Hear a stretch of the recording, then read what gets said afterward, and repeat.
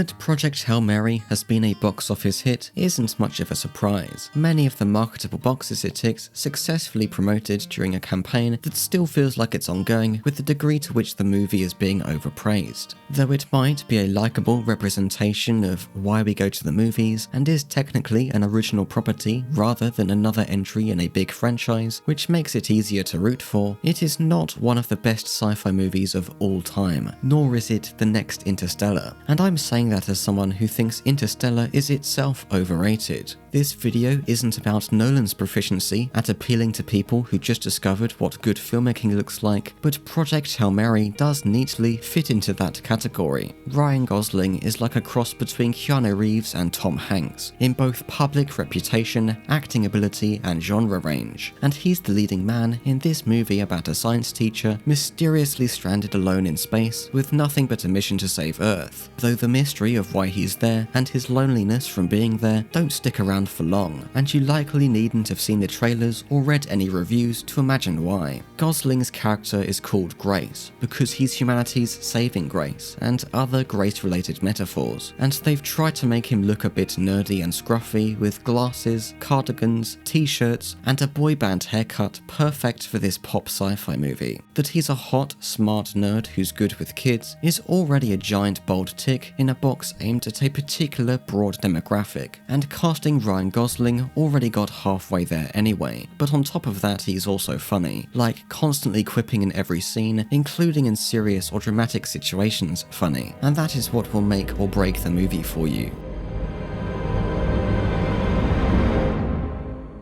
No.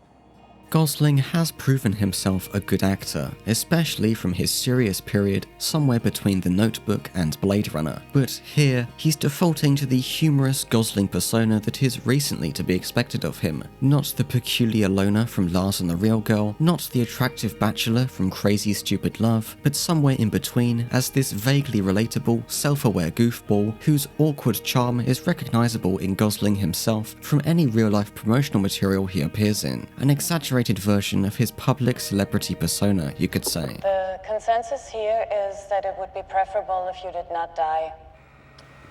Thanks, guys. You are now orbiting Tau Ceti. He has some brief moments of more emotional substance when Project Hail Mary demands it, but for the most part, he plays Grace as though Ryan Gosling, the actor, was pretending to be an astronaut on a Saturday Night Live sketch. Lean on the gas. I think this thing's broken.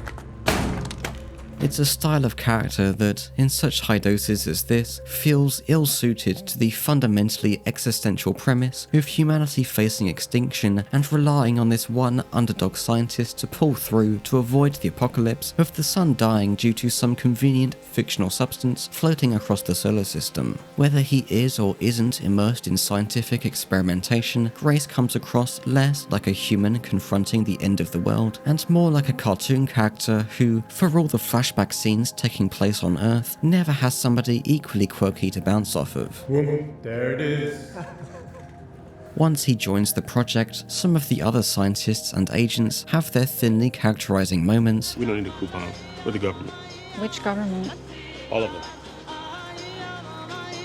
But in comparison to Grace, everyone else seems obligated to play the straight man to this jokester that wandered into the wrong story. His humor that comes across as trying way too hard to entertain one of his classrooms, tonally disconnected from the high-stakes plot and constantly interrupting the potential emotional and philosophical potency. None of that is helped by the Earth scenes looking noticeably weaker visually once stripped of the spectacle of zero gravity and space, which is then compounded by the movie's choppy, hyperactive editing, often making scenes feel more like a YouTube vlog or music video than a cinematic drama. Despite the lengthy runtime, the film rarely slows down long enough to let atmosphere settle or cinematography breathe. Hi, Grace. From the rough beginning, the movie is saved by the arrival of Rocky, the absurdity of what transforms into an interspecies buddy comedy with a rock alien finally aligning with Grace's goofball energy, the emotionally intimate purpose of the story becoming clearer as their chemistry shows genuine warmth and their interactions feature earned comedy that isn't just Gosling failing to find anything to bounce off of. Grace look disgust when eat. How do you look when you eat? It look beautiful. Oh my God. Their relationship undeniably carries the movie, and Ryan Gosling doing science with an alien was always going to be the biggest selling point regardless, which is why they couldn't possibly keep the reveal away from the marketing. The upbeat, science problem-solving audiences were already familiar with from Andy Weir's previously adapted novel The Martian would have been serviceable on its own, but this dynamic between two isolated astronauts fulfilling a mutual objective of saving their respective home planets is what gives the movie its much-needed personality, the feel-good wholesomeness of their companionship, and the novelty of learning to communicate and live with an alien, filling in for the lack of ambient loneliness or survivalist tension that made Matt Damon being alone for the entirety of The Martian work. Then Grace go on hull to reel it in. If ship not at precise angle and speed, we die. Example. Their approach to this twist on the formula is effective. Making Rocky a cute alien companion has the same kind of cinematic cheat code as giving the main character a cute dog. This room's boring. Science, save Earth, good plan.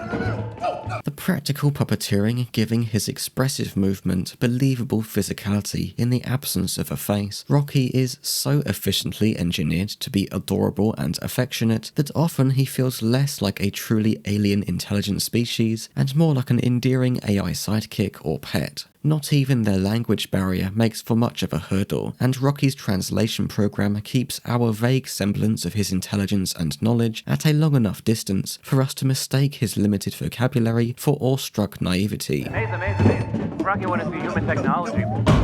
Dirty. Or maybe all rock people are just like that, even expert scientists sent on space missions to save their planet. It sure is lucky that Grace would not only encounter an alien species in the exact same isolated situation as him, both of their crews having died in their sleep during the voyages, but that they would share a personality and get along so well. Even still, all scenes of them together make the occasional flashbacks to the Earth part of the dual timelined structure a bit of a chore to sit through. Their narrative contributions, in the form of selective amnesia gradually recontextualizing the mission through Grace's memories, never really compelling as a drip feed of thematic exposition that disrupts the momentum of said mission more than it enriches Grace's character. What is Grace doing? Question? Having a moment. Project Hail Mary so consistently swerves from real tension or dread that space is never frightening or particularly awe-inspiring, even when it's most blatantly trying to be. Whether Grace is discovering the dead crew, stumbling upon and getting chased by an aesthetically peculiar alien ship, meeting Rocky for the first time through a small window, or going through the action climax of dangerously fishing samples from the nearby planet, which concludes in both of them narrowly avoiding death, the narrative stakes and environmental trepidation are just never there as much as the movie would benefit from, which it could have achieved whilst keeping large amounts of its humour intact. And I know that for certain because it's what The Martian managed to do. I don't want to compare them in detail because they are allowed to be different films, but they invite some level of comparison by coming from the same author, and I'm allowed to have my sci-fi preferences. I will say the biggest difference in the stakes is that in The Martian, it's one guy's mission to survive on Mars long enough to get rescued, and Project Hail Mary is two guys trying to save two solar systems from mass extinction, and so it's odd that the latter would feature vastly more levity than the former, and that's with the former being considered enough of a comedy in 2015 to controversially earn the Golden Globe Award for Best Musical or Comedy. Sun's really dying, isn't it? Yeah. Earth's incoming apocalypse is strangely weightless because we never see public or geopolitical consequences, besides everything looking a bit cold after a while. There's no sense of societal desperation or collapse, and there's no real menace from anyone on Earth or elsewhere. At one point, an accidental explosion wipes out some of the crew intended to go on the suicidal mission, and the commander, played by Sandra Hüller, forces Grace to take one of their places. But she isn't remotely villainous, and the explosion wasn't caused by anyone villainous. The commander is just more serious than Grace about the whole thing, but then everyone is more serious than Grace about everything, and she's still more soft and approachable than how you'd expect a character leading a world-spanning project would be like, or even how that person in real life would be like.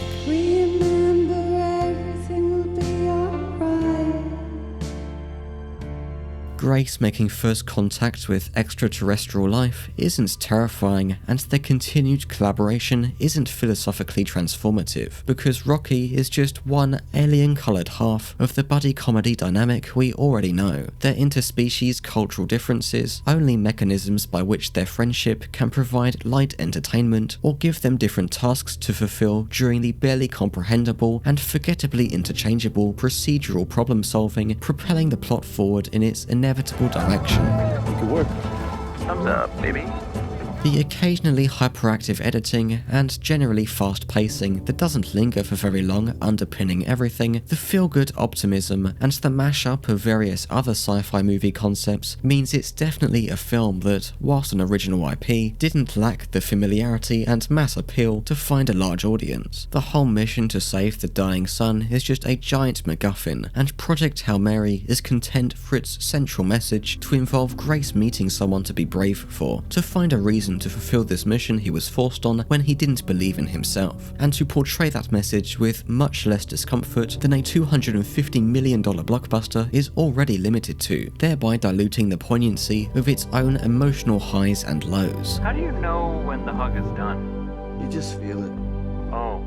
I could have and usually expect much less from such high-budget movies, but I still don't think it makes full use of gradually reframing the mission from one of intelligence to a test of Grace's endlessly quipping, difficult-to-take-seriously character. Its overuse of comedy notwithstanding, the setups and payoffs are quite predictably Hollywood-coded once you catch on to what the film is going for, and this will no doubt be the obligatory blockbuster entry in this year's Best Picture nominations, despite the pacing of its emotional resolutions faltering in the final act.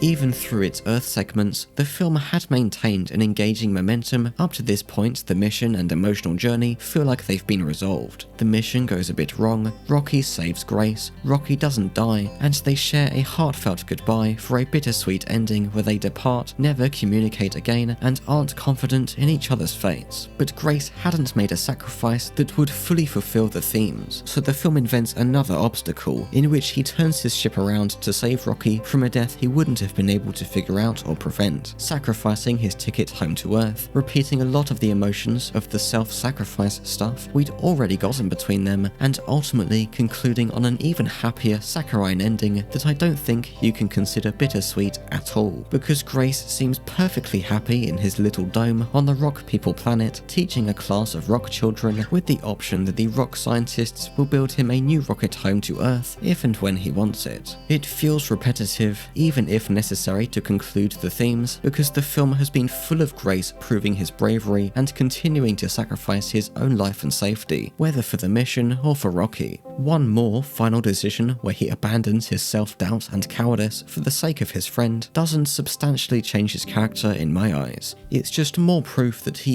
is as heroic as the film's plot has always demanded him to be. Then again, this unwavering, feel-good optimism of Grace and Rocky representing the best of humanity, rock alien as the latter may be, seems to be the whole point. I'm Grace. I'm gonna call you Rocky.